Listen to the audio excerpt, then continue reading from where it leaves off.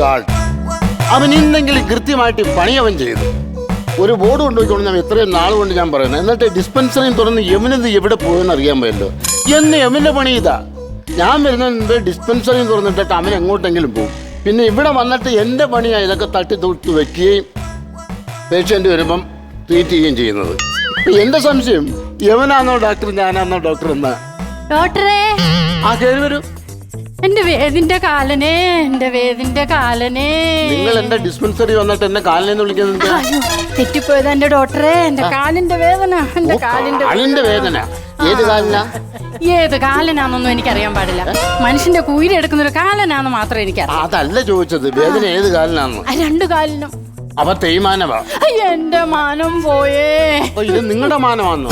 അതെങ്ങും പോയിട്ടില്ല, അത് അങ്ങനെ തന്നെ കിടപ്പോ. ഈ നാട്ടുകാരുടെ മുമ്പിൽ കൂടെ ഇനി ഞാനിങ്ങനെ മുടന്തി നടക്കണ്ടേ ഡോക്ടറെ? ഓ അങ്ങനെയാണോ? ഇതാണോ പ്രശ്നം? കുഴപ്പമില്ല, നമുക്ക് ശരിയായി കളയാം. ഇരി, എന്റെ മടിയിലോട്ടല്ല അങ്ങോട്ട് മാറിയിരിക്കും. സോറി.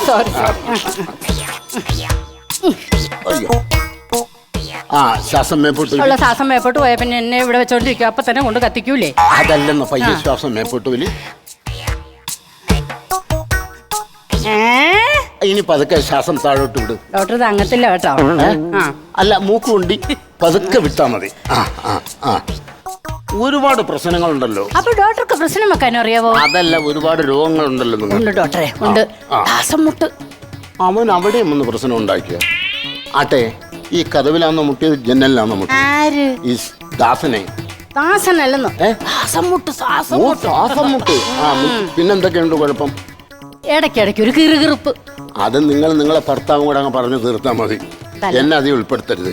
അതല്ലെന്ന്, നെഞ്ചിനകത്ത്. അപ്പൊ കഫക്കെട്ട ഐസ് ഉപയോഗിക്കാറുണ്ടോ? ഐസും സോഡ ഒന്നും ഉപയോഗിക്കില്ല. കിട്ടിക്കഴിഞ്ഞ വെള്ളം പോലും ഒറ്റ മൂന്ത. അതല്ലെന്ന്, ഇത് കഫക്കെട്ട, സൂക്ഷിക്കണം. ഫ്രിഡ്ജിൽ സൂക്ഷിച്ചാ മതിയോ ഡോക്ടറെ? കഫക്കെട്ടോ മരുന്ന് കഴിക്കണമെന്ന്, അല്ലെങ്കിൽ ബ്ലോക്ക് വരും. ഓ, അപ്പൊ പിന്നെ നമുക്ക് പുറത്തൊന്നും പോയി അപേക്ഷ കൊടുക്കണ്ടല്ലോ. അതല്ല, നിങ്ങളുടെ ഹാർട്ടിന് ബ്ലോക്ക് വരുമെന്ന്. ഇനി മറ്റെന്തെങ്കിലും കുഴപ്പമുണ്ടോ? ഉണ്ട്. പക്ഷെ ഡോക്ടറോട് ഞാൻ എങ്ങനെ പറയാ? ഡോക്ടറോട് ഒന്നും ഒളിച്ചു വെക്കരുതെന്നാ പറയുന്നത്. ഡോക്ടറോട് എല്ലാം തുറന്നു പറയണം. പറയൂ പ്ലീസ്. കൂടെ ഒരു ഇളക്കമുണ്ട്. അത് വന്ന് കയറിയപ്പോഴേ എനിക്ക് മനസ്സിലായി ചെറിയൊരു ഇളക്കം ഉണ്ടെന്ന്. അതല്ലെന്നോ, കൂടെ എന്റെ വയറിനകത്തൊരു ഇളക്കം. ഓ, അത് ചില ആഹാരം വയറിന് പിടിക്കത്തില്ല.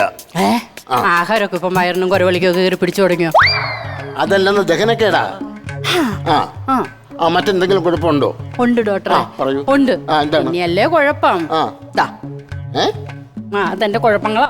ഇതെന്താ മറ്റേ സൂപ്പർ മാർക്കറ്റിലെ ബില്ലോ? അല്ല. പ്രഷർ, ഷുഗർ, കൊളസ്ട്രോൾ, തൈറോയ്ഡ്, കൈകാൽ തരിപ്പ്, പെരുപ്പ്, മരംപിപ്പ്. തടിക്കച്ചോടുണ്ടോ? എന്തോന്ന്? പിന്നെ മരംപിപ്പ് കിടക്കുന്നു. അല്ല, എന്റെ കയ്യിലൊന്നും തൊട്ടാ അറിയില്ലാന്ന്. ഓ, അപ്പൊ ഞാൻ തൊട്ട് നോക്കട്ടെ. ഇത് മരം പോലെ ഇരിക്കല്ലേ? ഇത് 2 സ്ക്വയർ ഫീറ്റിന്റെ കുറവാ. എന്തോന്നിന്റെ? 2 അടിയുടെ കുറവാന്ന്. ഇതിന് നമ്മള് ആശുപത്രിയിൽ പോയി ഒരുപാട് മരുന്ന് വാങ്ങേണ്ടി വരും. ഞങ്ങൾ ഡോക്ടർമാര് പച്ച മലയാളത്തിലൊന്നും സംസാരിക്കാറില്ല. പക്ഷെ എനിക്ക് നല്ല പച്ച മലയാളം അറിയാം. ഓക്കെ. പേര് പറയൂ. പേര് ഭാനുമതി. ഇവിടെ ഫാനുള്ള AC ഇല്ല. അതല്ല, എന്റെ പേരാ പറഞ്ഞ ഭാനുമതി. ഭാനുമതി. വയസ്സ് മധുര 16. അതങ്ങ് തിരിച്ചിട്ടാ മതി. ഓ, മധുര 61. എന്താ ഈ മധുരം?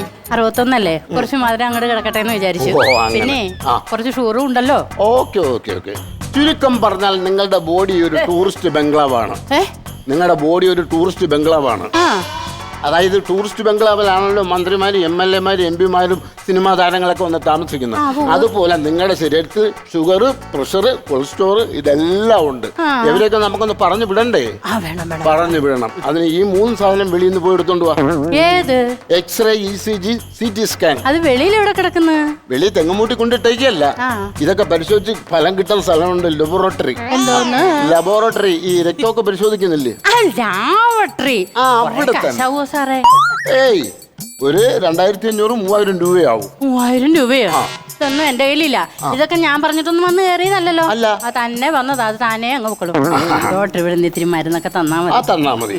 അതായത് ഇത്തിരി സിറപ്പും 2 ടാബ്ലറ്റും തന്നിട്ടുണ്ട്. ചെറുപ്പൊന്നും നടത്താൻ എന്റെ കാശില്ല കേട്ടോ. അയ്യോ, ചെറുപ്പം ചെണ്ടകളും നടത്തുന്നതല്ലെന്ന്. ഇത്തിരി മരുന്നും ഗുളികയും. അത് കഴിച്ചാ കുറയോ? കുറയും, മരുന്നും കുറയും, ഗുളിയും കുറയും. അപ്പൊ എന്റെ തേയ്മാനം അങ്ങനെ തന്നെ നിൽക്കും. അത് പയ്യെ പോവും, അവസാനം മാനം പോയി കിട്ടും. അല്ല, തേയ്മാനം പോയി കിട്ടും. എന്റെ കെട്ടിയവനെ കൂടി നിർത്താൻ വേണ്ടി ഡോക്ടറെ അടുത്ത് പോയി.